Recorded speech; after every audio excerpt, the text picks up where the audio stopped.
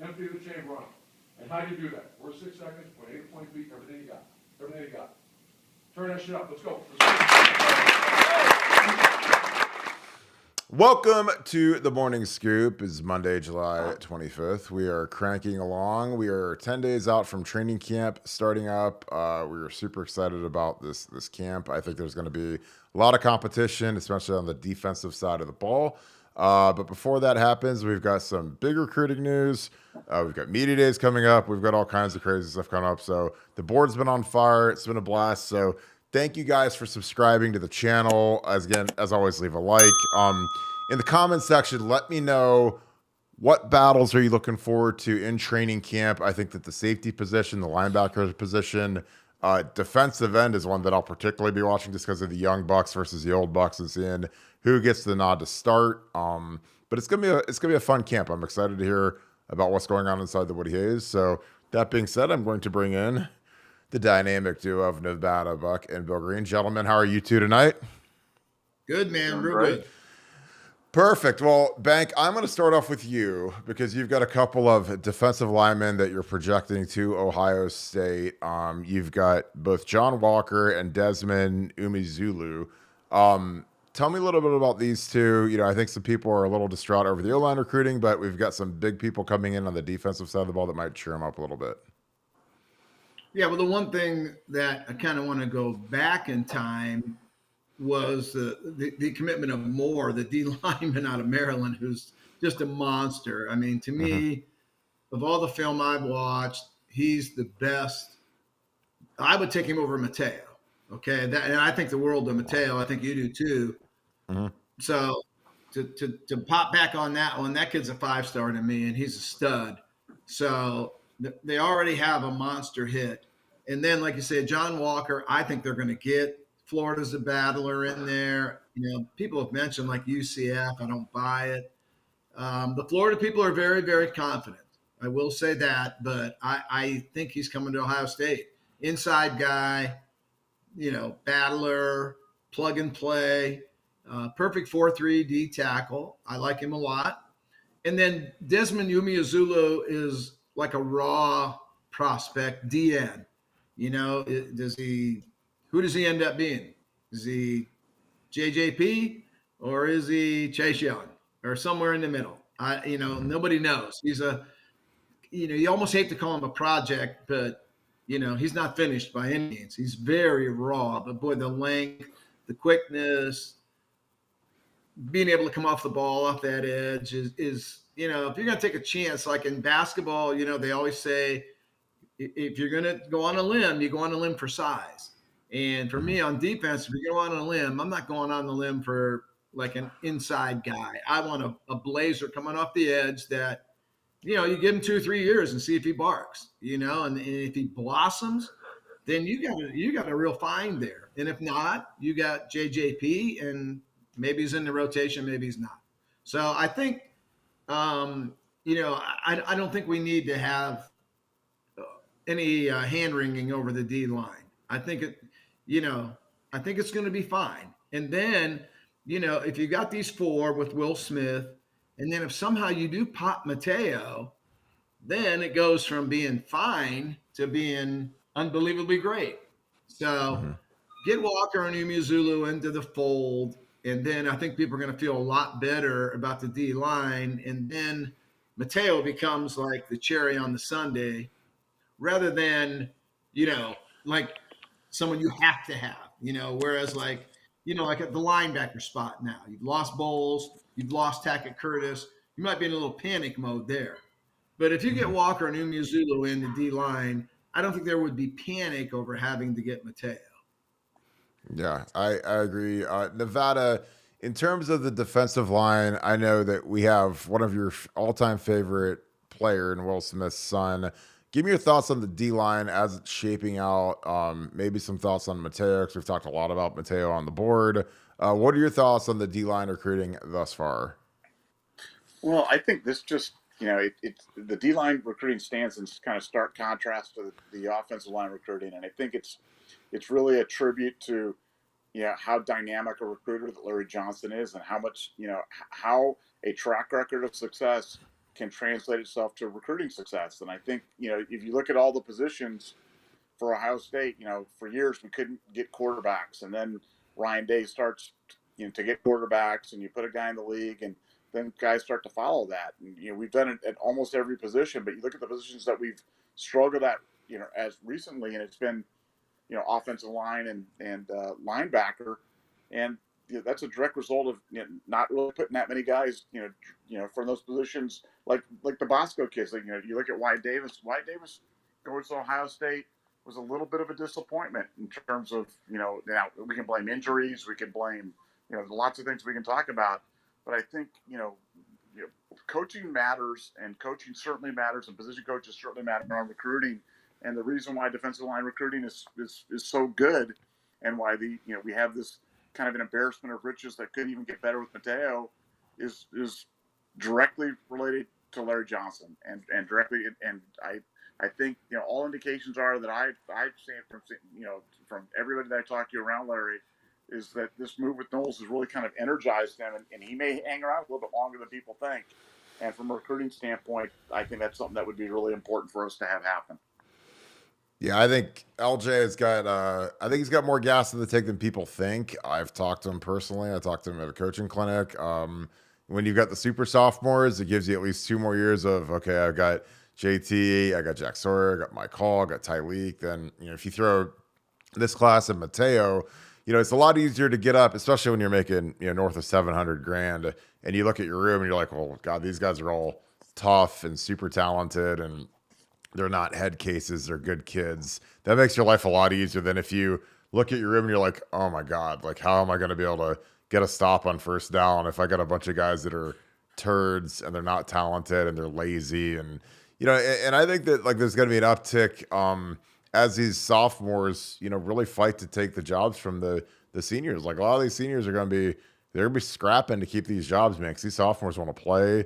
They've got a lot of talent. I think they might have some more bite than the older guys do, and it'll be interesting. That'll be an interesting dynamic in training camp, because I think everybody roots for each other, especially on the defensive line, because it's kind of like hockey. Like they do full line changes where guys rotate in and out, first, second down, third down, whatever. It's not like the offensive line where the same 5 play every down, but I think it's going to be fascinating, and that's going to be one of the groups I'm going to be excited to watch in camp and see how it's going. So with that, we're going to talk about a couple of, we've had some pretty dramatic misses in the last few weeks. I mean, Tackett Curtis is one that nobody saw coming. Obviously, Linemen was kind of on the fence. I mean, we thought maybe Miami or Alabama, ends up at Alabama.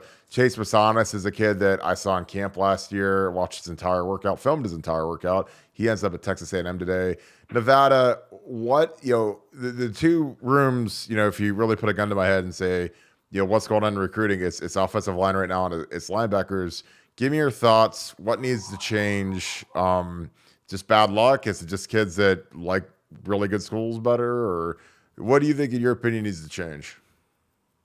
Well, I don't know if it's a lot, but you've got, I've talked to a lot of people about this topic, and I think tendencies are that the deeper we get into the recruiting cycle with kids, the more outside influences are really kind of come into play, and I think for Ohio State, Ohio State's never really done well in that particular regard. I think NIL's a thing. It's not. Is it everything? No, not at all. But is it a something with some kids? Sure, and that can explain some of these things away. But I think Ohio State's just they've got to have dynamic recruiting efforts. They've got to be able to sell a track record of success. And I think for Ohio State, that's going to be one of the things that they you struggle with a little bit with Knowles as the defensive coordinator, because he's a guy that's not really particularly known as a top-notch recruiter. And frankly, that's been the question with Justin Fry too. Justin Fry's never really had to recruit at a top level either. Great technical coach, great energy guy. Lots to like about him, and I'm really excited about his tenure here.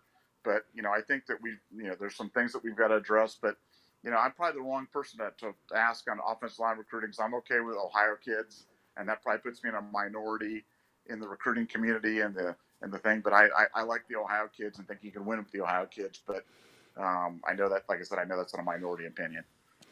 Bank, what are your thoughts? Linebacker, O-line, Tackett Curtis, a lot of these kids Tackett Curtis was stunning to me that we lost him because I've talked to his Yeah. uncle ad nauseum. He loved Jim Knowles. Jim Knowles knew the system, easily identified that it was the same system Brian Urlacher played in college. I mean, they had that kind of rapport where he's like, oh, I see what you're doing with Tackett. I love what you're doing with him, and that's something I'd like to do with him. And I thought that was a cinch, and a lot of the guys had him picked for Ohio State, and he picks SC. But your thoughts on the linebackers and the offensive line, and what needs to change? Well, I'm kind of more of a patient guy than most fans would be. And with linebacker, there was a school of thought originally that maybe the D coordinator to replace Kerry Combs would just be a D coordinator, and they would keep Al Washington, just kind of do some shuffling around there with your coaching staff. They didn't do that. Knowles wants to coach the linebackers, so you're not arguing with him. He wants to coach linebackers, then the linebacker coach is leaving. But I think, and I have no way to prove this, but I mean, if Al Washington would have stayed on as linebacker coach, I think it's reasonable that you would have gotten the Bowles kid. And I think it's pretty reasonable you'd have got Tackett Curtis. I mean, I think the groundwork was laid there with those guys from Al. So, but I can't prove that. You don't know that. But right now, linebacker recruiting is a zero. They got blitzed, whether it's Knowles not being able to recruit at this level. And see, I don't really feel that way.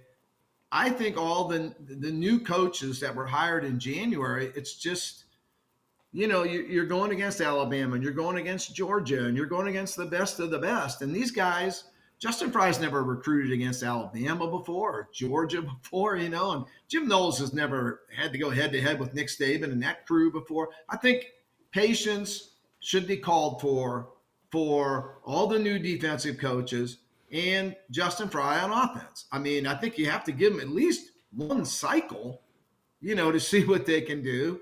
So linebacker right now is a total zero. I think Arvell Reese is a kid that's going to be a down lineman. I think he's Frank Clark, which is pretty darn good. He'd love to have Frank Clark on the field, not off the field. But so I think linebacker recruiting, you're sitting at zero right now. And you're bringing in running backs to play linebacker, and good luck with that. But give Jim Knowles a chance. You know what I mean? So with Fry, to get back to the O-line, on the positive side, they went 3 for 3 in Ohio. Now, Padilla, was already committed. And Stud gets credit for that one. But, Stud's record in Ohio is not good. So people say, well, Ohio State, they get all the in-state kids. Go back and look at how Stud did on the O-line and his record with Ohio kids. Pretty pathetic. So Justin Fry, on the positive side, did go 3 for 3 with the Ohio kids. And, then after that, it didn't do very well. But again, any of these new coaches in their first year at Ohio State, I am not going to criticize at all. They've been on the job 6 months. And you're battling against, the best of the best guys that have been on their jobs longer than 6 months. So I think patience is called for all the new coaches. And, those are my thoughts on those position groups. Yeah, and Bank, another thing, because I'm sure you're familiar with Eric Walford from being at Youngstown State, being at Kentucky. Very familiar. Well. And I just wanted to. Yeah, exactly. So that's a guy that when he's a Northeast Ohio coach at Youngstown State, and then Kentucky, where you have great deep ties to Kentucky. How much of it is Nick Saban versus how much is it as when we lose like an offensive lineman to Bama who's had 10 offensive line coaches, and they've had Kyle Flood, they've had Mario Cristobal, they've had Gus or Dougie Marrone, who's back in the NFL now. Yep. I mean, these guys. Yep. It's literally, if there's one position in the world that's a revolving door, it's Alabama O-line. And their O-line's always good because they have the war horses to just plow guys. Yes, but how much of it is Saban smoothing out, the constant transition? Because it's not like, I'd always tell kids, I'm like, look, don't fall in love with your position coach because, if Justin Fry gets offered the head coaching job at Indiana tomorrow, he's gone. So it's like, that's his alma mater or whatever. If he gets the head coaching job at Toledo, he might be gone. It's like, these guys are always trying to move up, and they're not, they love you for that minute, but if they could improve their lives and their families' lives, they're gone. So, how much is it Nick Saban just being that constant presence at Alabama to get a kid like Ola Salinen, who, frankly, Wolford's had as much time on the job as Justin Fry, and Bama's still, Right. knocking some of these guys Right. down. So how much is it Saban versus, say, Ryan Day? Yeah, well, I think you know that answer as well as I do. I think we're in Yeah. pretty much in concert when it comes to how both of us feel about Nick Saban, more than Yeah. how we feel about Alabama. If Nick Saban retires tomorrow to go into, raising flowers in his backyard, Alabama's not Alabama anymore, and I don't care who they hire. So, Yeah. you know, it's Nick Saban. He's the outlier here. He can, he's the original comfort and relationship dude. When Nick Saban wants you and he tells you that Eric Wolford's a good coach, I think you're going to believe him. So I think he's the outlier in everything. That's why he wins titles every other year. We've never seen anything like him in the history of college football, probably never will again. And I promise you, the day he walks out of Alabama, and I don't care who they hire, you name the guy, they won't be anywhere near as successful as they have been with him. He's the greatest college football coach ever, and I don't think anybody's close. So I think the normal rules for normal schools, they don't apply to that dude. Yeah, Nevada, I want your take. Is Nick Saban just that good? Is that why they can constantly lose the Kirby Smarts, the Mario Cristobal's, Kyle Flood, Sarkisian? I mean, these guys, and they don't just leave to go take some podunk. I mean, they're going to be the head coach at Texas, the head coach at Miami, the head coach at Georgia. Is he just that good? Yeah, I mean, as Bill said, he is the outlier. I mean, he's able to do stuff that nobody else could get away with, and it's a combination of all. He's was one of the first people to recognize the benefits of roster churn, of medical redshirting, of oversigning. I mean, he's been ruthless in his pursuits. This year you look at how aggressively they went to the portal, and like I said, the amount of winning that he does is truly something I never thought that I'd see in this age of parity in college football. There's no parity, that's for sure. There's everybody else has parity, but Alabama doesn't have parity. They've got championships and lots and lots and lots of championships. But as Bill said, Nick can't live forever. God willing, and when he goes and they bring Mike Shula or whatever, then things will get back to being a little bit more normal. But right now, he's a load to deal with. When he goes, Ohio State fans will feel like they won the national championship, like just from him retiring. Because oh my God, he's owned us on the recruiting trail. He's owned everybody on the recruiting trail, and that's why he's the best. An interesting story. I remember when I was working for Tress it might have been 2011 or 2010. And this was when Nick was down at Bama. He's got it cooking. And he started offering kids really early. So he offered Briante Dunn, who Bill's obviously ultra familiar with, offered him, like, might have been sophomore year, maybe end of his freshman year, sophomore year, severely early.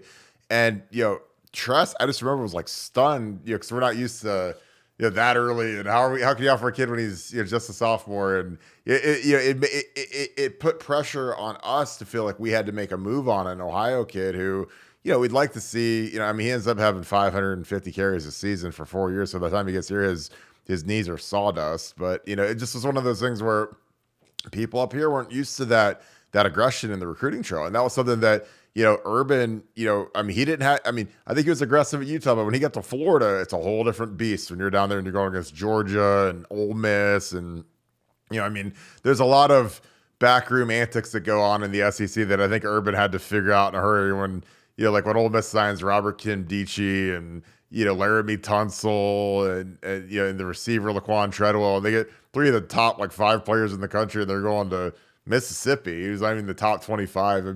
It opens your eyes to how it really works down south, and it's pretty interesting. So I'm gonna come back to you, Bill. So Big Ten media weeks are this week. They've moved to Indianapolis, which is much more boring than Chicago. I attended those in 2007 as a captain. Got to do the whole little media shebang. We are sending CJ, we're sending Jackson Smith and Jigba, and we're sending Rocket, Ronnie Hickman, no seniors, which is something I don't think has ever happened before. But we've had a lot of guys go pro, and I guess they didn't want to take Zach Harrison there. So, Bank, do you get anything out of media days? Is it just a boondoggle to promote the conference? What are your takes on media days, and is there anything that you've ever gleaned from there that's worth paying attention to?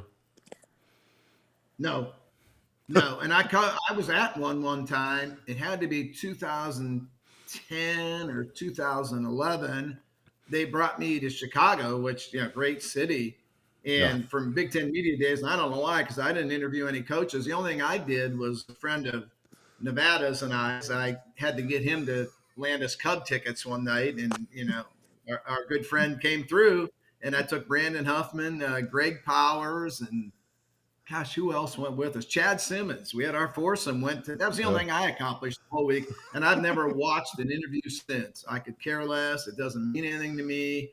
I don't think the players want to be there. I don't think the coaches want to be there. I think it really promotes the Big Ten, I guess. I don't know who watches that stuff, but I'm sure the Big Ten believes it's valuable, and so does the SEC and all these conferences. But it's to promote the conference. I don't think it benefits Ryan Day at all, or CJ, or JSN, or the Rocket. I don't think it benefits them at all. Probably, I'm sure they can't wait to just get back and go to work.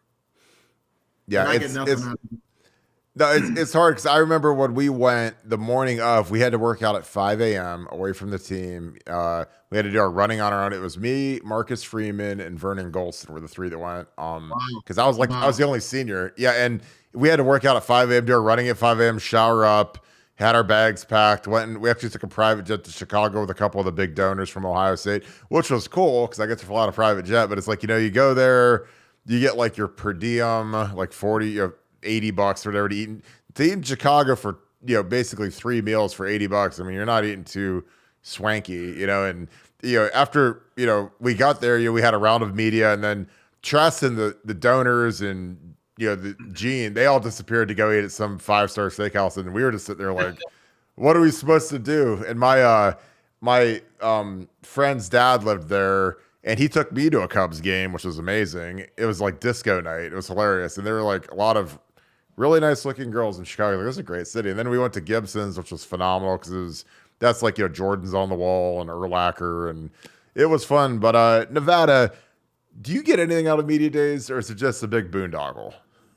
No, it's a kind of a relic of a bygone era when they needed to get the media together. I mean, I'm old enough to still remember when they used to call press conferences, but this is like the closest thing to a press conference where you've got people go there. I think it's seen by the media as kind of an opportunity to get out, and they like it, and that makes them happy, and they get out of the house and they get to go, interview guys and do their thing. But now there's really nothing you're going to really glean from anything from the media days, and you just hope that Harbaugh doesn't say anything, or we hope that Harbaugh says something kind of interesting or kind of weird, which is almost guaranteed. And other than that, you just hope the Ohio State guys don't step in and say something dumb and give somebody bulletin board material or something else. But now it's pretty low key.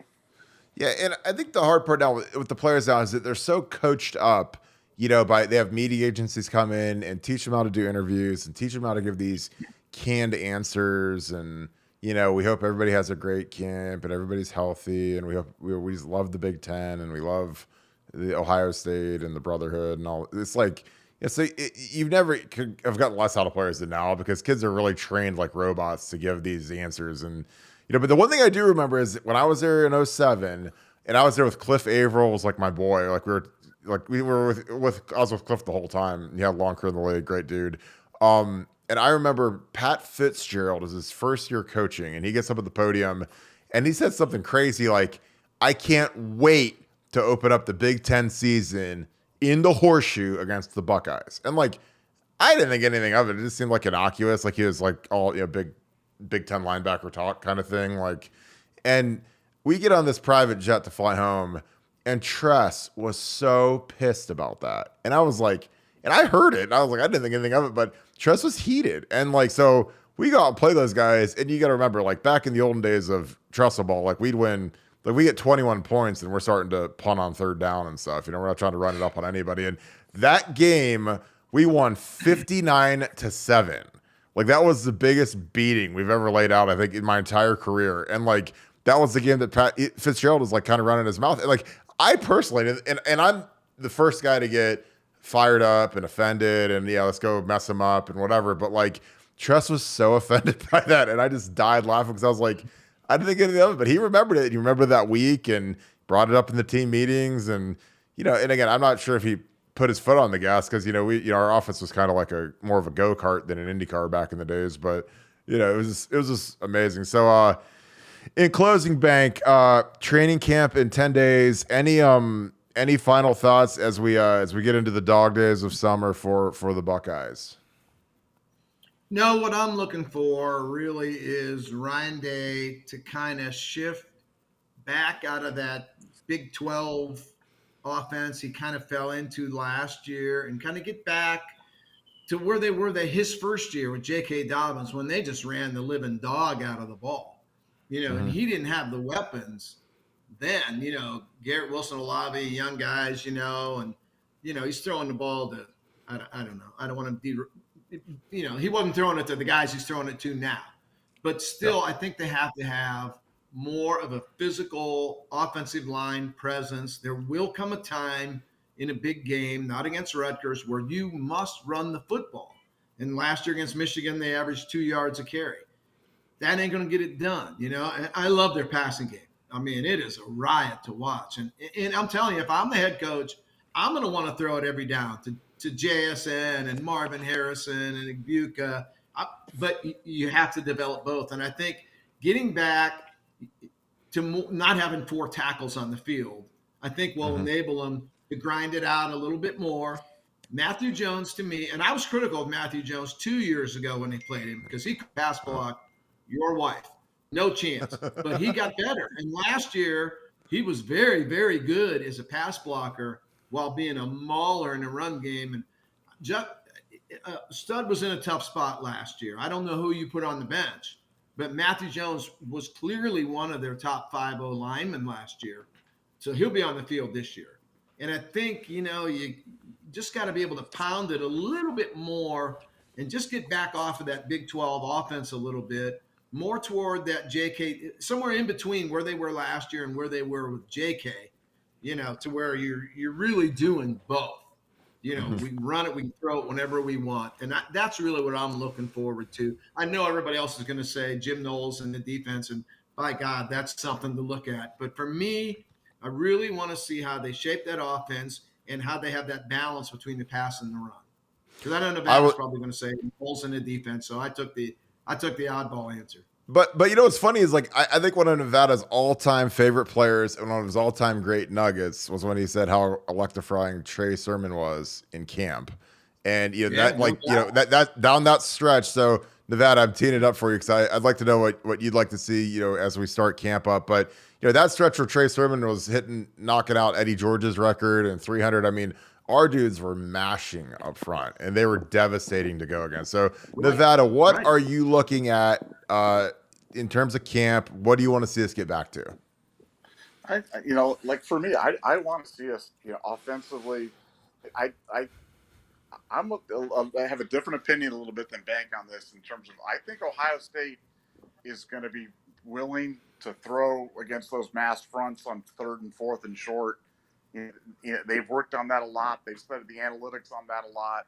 And, I think they're going to look more like an NFL team than a college team in terms of doing that. And the NFL teams, 3rd and 2 or 3rd and 3, that's a passing down every day of the week. And I think for Ohio State, that's where your skill's at, and that's where they're going to go to.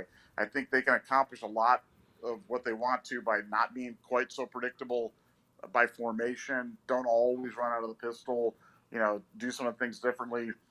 But having said all that, I'm pretty excited about seeing the defense of Jim Knowles. So I am, just because I think he's the first competent defensive coordinator we've had in a little while, and it's going to be exciting to see a little bit more of the silver bullets. I love the blitzing style. Freddie Puckett, when they were blitzing from all over the place, even though they gave up a bunch of scores, it was enjoyable to me. Just the aesthetics of it were pleasing. And so, looking forward to that very much. And I'm just looking forward to a tougher Ohio State team, whether it be offensively or defensively. I know there's been a real commitment to toughness. I know the players have been asking, for the practices and for the workouts to be tougher than they were last year.